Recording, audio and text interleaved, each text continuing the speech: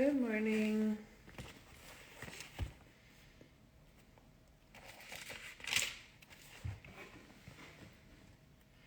Nice to see you guys. Welcome to Holy Week, right? The week we all love and dread. Love to dread, dread to love. No, I'm just kidding. Today is Monday of Holy Week, and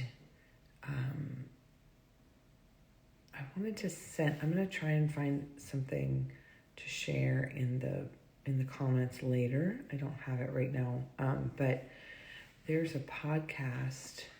It's a few years old. It's actually a presentation that they turned into a podcast by Dr. Brant Pitre called Jesus and the Jewish Roots of Holy Week. And I've listened to it several years in a row, and it's always really eye-opening. So if you guys want to look that up, if you're the listening type, and I'm gonna, I'll see if I can find it, put it in the comments later. But Jesus and the Jewish Roots of Holy Week is a wonderful. I think it's only about an hour long, and it was like the first time I listened, it was like I had no idea all this stuff about Holy Week, and how it correlated, or how it was in the context of the early Christians and obviously first century Judaism. So, all right, let's begin in the name of the Father and of the Son and of the Holy Spirit. Amen. The collect for today says, "Grant, we pray, Almighty God, that though in our weaknesses we fail, we may be revived through the passion of your only begotten Son, who lives and reigns with you in the unity of the Holy Spirit, one God, forever and ever. Amen." A reading from the book of the prophet Isaiah. "Here is my servant, whom I uphold, my chosen one, with whom I am pleased, upon whom I have put my spirit. He shall bring forth justice to the nations, not crying out, not shouting, not making his voice heard in the street. A bruised reed he shall not break, and a smoldering wick he shall not quench, until he establishes justice on earth. The coastlands will wait for his teaching. Thus says God, the Lord, who created the heavens and stretched them out, who spreads out the earth with its crops, who gives breath to its people and spirit to those who walk on it. I, the Lord, have called you for the victory of justice. I have grasped you by the hand. I formed you and set you as a covenant of the people, a light for the nations, to open the eyes of the blind, to bring out prisoners from confinement, and from the dungeon those who live in darkness." The word of the Lord. Thanks be to God. Okay, so this is Isaiah chapter 42, verses 1 through 7. And one of the things I found that was interesting when I was researching this is that several of the verses are commonly used in the readings for the baptism of the Lord, which I thought was really interesting. So here we have Isaiah and his prophesying about what the Messiah is going to be like when he comes. And this is one of the reasons why this prophecy is one of the reasons why when Jesus arrived, some of the Jews were confused. Well, many of them were, because they were expecting a military leader. They were expecting somebody who would come. It says, he will bring forth justice to the nations. He will not cry or lift up his voice or make it heard in the street. A bruised reed he will not break, and a dimly burning wick he will not quench, until he faithfully brings forth justice. So that's interesting. These are very, very slightly different. So I had read it first in my Bible, and then I read it again. I was like, oh, I guess I misunderstood that. So in the RSV, it says,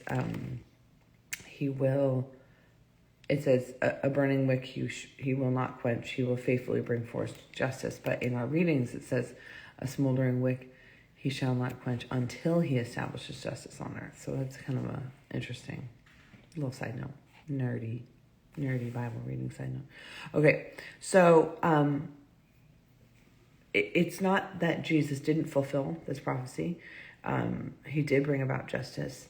and he continues to bring about justice. But it's that oftentimes we don't have eyes to see. We don't have eyes of faith with which we can understand all that he's doing in our life. And there certainly is still injustice in the world because we live in a fallen world, and he has not yet come again. But he has, by his death for us, that we're going to experience this week, it was the most unjust thing to ever happen, right? The killing of the God-man who remained sinless throughout his life for the rest of us who don't deserve that death. But he is so good and so loving that and so wise, obviously, that God knows the long game. He knows in the long term what kind of beauty this is going to bring about, what kind of justice will be established in the end. And so oftentimes when we don't understand what's going on in the world or in our own lives, I find it just really, really helpful to ask God to give me the eyes of faith with which to see what he might be doing in the world, to show me the consolation that he's offering me even when I feel very alone. And he doesn't always grant it, but it helps me remember. He does sometimes grant it, but it helps me remember, like, we don't see the whole picture of what's going on here, and neither did the first century Jews. Many of them had hardened their hearts before Jesus had come, and were not willing to see it. But those who were could see the beauty of what he was doing while he was here on earth. So, okay, let's read the psalm. The Lord is my light and my salvation. The Lord is my light and my salvation. Whom should I fear? The Lord is my life's refuge. Of whom should I be afraid? The Lord is my light and my salvation. When evildoers come at me to devour my flesh, my foes and my enemies themselves stumble and fall. The Lord is my light and my salvation. Though an army encamp against me, my heart will not fear. Though war be waged upon me, even then will I trust. The Lord is my light and my salvation. I believe that I shall see the bounty of the Lord in the land of the living. Wait for the Lord with courage. Be stout-hearted. Wait for the Lord. The Lord is my light and my salvation. We have here again the military imagery that we saw in the first reading. And we also see the gentleness of the Lord, the protective nature of the Lord. The Lord is my light and my salvation. Whom should I fear? The Lord is my life's refuge. Of whom should I be afraid? And this is important to remember when we feel like everything is going wrong, or we're experiencing all of these wrongs against us, culturally or personally, and to turn to God and remember from whom our peace comes, right? Our peace always comes from him. If it's true peace, it comes from him, and that we can ask him to be our light and our salvation, our refuge, our stronghold. And he will do that. He is always there for us. Okay, a reading from the Holy Gospel according to John. 6 days before Passover, Jesus came to Bethany, where Lazarus was, whom Jesus had raised from the dead. They gave a dinner for him there, and Martha served, while Lazarus was one of those reclining at table with him. Mary took a liter of costly perfumed oil made from genuine aromatic nard, and anointed the feet of Jesus and dried them with her hair. The house was filled with the fragrance of the oil. Then Judas the Iscariot, one of his disciples, and the one who would betray him, said, "Why was this oil not sold for 300 days' wages and given to the poor?" He said this not because he cared about the poor, but because he was a thief and held the money bag and used to steal the contributions. So Jesus said, "Leave her alone. Let her do this for the day of my burial. You always have the poor with you, but you do not always have me."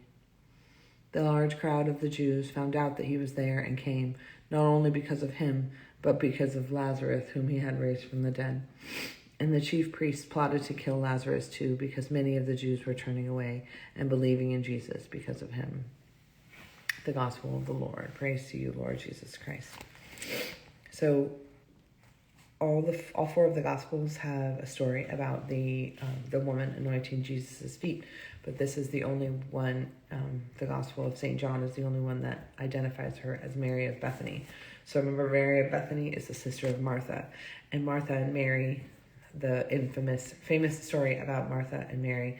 Martha saying, "Lord, tell her she's just sitting here listening to you, and she's not helping me around the house," and Jesus saying, "Mary has chosen the better part." So Mary in this story is anointing his feet, and this is a burial ointment. This is an ointment that would be used for the death of a loved one, and it was very, very costly. And so we have Judas being false, and saying, "Well, we should have sold this and given the money to the poor," and people. Jesus replying to him, "You always have the poor with you, but you will not always have me." So, what do we see here? First of all, I think this is the only gospel. I'll have to go check, but I think this is the only gospel in which they identified Judas saying, and not identify Judas, but that he didn't say it because he cared about the poor. He said it because he was a thief. He was already a thief at that point. He was getting ready to betray the Lord. But also, we see an argument that has come at the church for however many, 2,000 years, I imagine. There's been somebody saying this, like, why do you need gold tabernacles to keep Jesus? Why do you need those fine chalices? Why do you need beautiful artwork? And all that money could be sold. All those things could be sold and given to the poor. And we see Jesus rebuke Judas here, saying, "Let her keep this for the day of my burial. You will always have the poor with you, but you do not always have me." So we have Mary anointing Jesus, showing the most love and care and submission to him by anointing his feet with this beautiful, like expensive ointment, and then somebody saying, "That's too much money. That's too much money." How much money is it worth to worship the Lord? Like, how do we set a limit on that? How do we cap that? And I think when you go into a church and you experience the beauty of a well-appointed church, and there's so many styles, you can have different, preferences, but if you go into a beautiful church, you're moved, your heart is moved by the beauty, because we are people, we are sensory people, and we see beautiful things and we love them and we appreciate them, and that is good. It is good to honor the Lord through beautiful things and even fine and expensive things. Not that the Lord doesn't want us to serve the poor, he certainly does, but that it's not bad to be in a well-appointed church. It's not somehow a slight against the poor, and in fact, in many times throughout history, churches were the one way that the poor could experience beauty in the same way the rich could. It was accessible to poor people in the same way it was accessible to rich people. And so to strip churches of their beauty through some misguided idea about handling earthly needs that way also denies that gift to the poor. It denies the ability for those who are less fortunate to come and worship the Lord in a beautiful surrounding. I'll tell you a really quick story before we go. But I live in Southern California, and our church is our parish is the original parish in Pasadena, California. It's called St. Andrews. You can look it up, standrewspasadena.org, and it's a stunningly beautiful church, and we always have a couple of homeless people who sit in the back, and they just sit in the back, and I don't think they come up for communion, but they're always sitting in the back, and I think to myself, during this reading, I think about them, and I think about how they can come into a place that's warm and beautiful and hear the Holy Scriptures, and how it's good that is there, and it's good that it is as beautiful as it is. So, all right, I'll be praying for you guys this week as you experience Holy Week. Elizabeth will be back tomorrow and Wednesday, and take care, guys.